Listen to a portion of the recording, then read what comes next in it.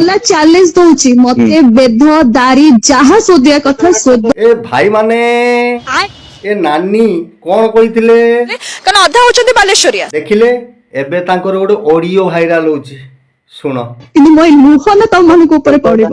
ନାଇଁ ନାଇଁ ନାଇଁ ନାଇଁ ସେମିତି ଏଇଟା କିଛି ମନେ ନାହିଁ। ରଖିଥା ଏଇ ଲୁହ ଦିନେ ମୁସି ଭାଇ ଉପରେ ପଡିଥିଲା ସେ ଗ୍ରୁପ ରୁ ବାହାରି ଗଲା। ତମେ ଯାଇକି ପୁଣି କେମିତି ଡାଇରେକ୍ଟ କେମିତି କଲ ବିଷ୍ଣୁ ଗାଁରେ ସେଠି ଲାଇଭ ରେ କେମିତି ଆସିଲ ଗୋଟେ ଚିନ୍ତା କର। ତା ପୂର୍ବରୁ ହେଇ ସାରିଥିଲା କାହା ପୂର୍ବରୁ ସାରିଥିଲା ଏମିତି ଯେତେବେଳେ ଏମିତି କରିବା କଥା ନୁହେଁ ଲିଜା ସତରେ ଏମିତି କରିବା କଥା ଓ ନୁହେଁ। ସେଇଥିପାଇଁ ତମେ ରେକର୍ଡିଂ ଟା କରିଦେଲ ମୁଁ କେତେବେଳେ କଲି କେତେବେଳେ କଲି ମୁଁ ଦେଇଥିଲି କି ଯେତେବେଳେ କଥା ସେତେବେଳେ କଲେଜ ଏଟା ଫ୍ଲାଶ ବି ହେଇନି ଏଟା 8:30 ର କଥା ଏଟା ଶୁଣ 8:30 ଲାଇଭ ହେଇଛି। ମୋ କହିବାର କଥା ଭାଇ ଥ୍ୟାଙ୍କ ମୁଁ ୟୁ ସୋ ଏବେ ମଚ୍। ଆଜି ପର୍ଯ୍ୟନ୍ତ ବି ଯାଇଥିଲା କି ମତେ କୁହ ଯେତେବେଳେ ତମେ ମୁଁ ଲାଇଭ ଆମେ ଯଦି ଦେଖିଲେ ମନେକର ସୁଇସାଇଡ ବି କରିବି ଭାଇ ମୁଁ ଜାଣିନି ମୋ ମେଣ୍ଟାଲି ପ୍ରେସର ଏବେ କୋଉ ରେଟ ରେ ଅଛି ବିନା କାରଣରେ ତମାନେ ମତେ କନ୍ଦଉଛ ତାପରେ ଭାଇ ମୁଁ ଯଦି ବି ସୁଇସାଇଡ କରିବି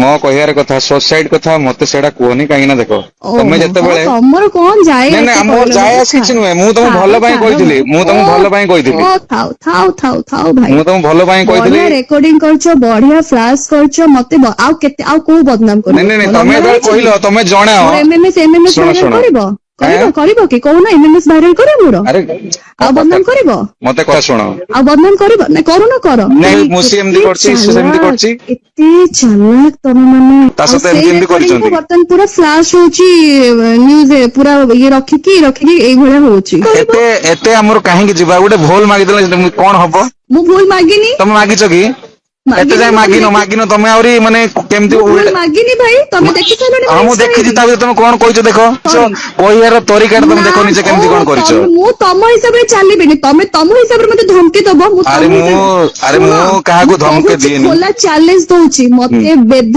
ଦାରି ଯାହା ଶୋଧିବା କଥା ଶୋଧ। ଯୋଉ ବାଲେଶ୍ୱରରେ ଯୋଉ କଥା କହିଥିଲି ସେଦିନ ମୋ ସାଙ୍ଗରେ କଥା ହେଇଥିଲେ ମୋ ଭଏସ ରେକର୍ଡିଂ ପରେ ମତେ ଫ୍ଲାଶ କଲେ। ହ୍ୟାଲୋ ହଁ ହ୍ୟାଲୋ କଣ ହେଲା ବାବା?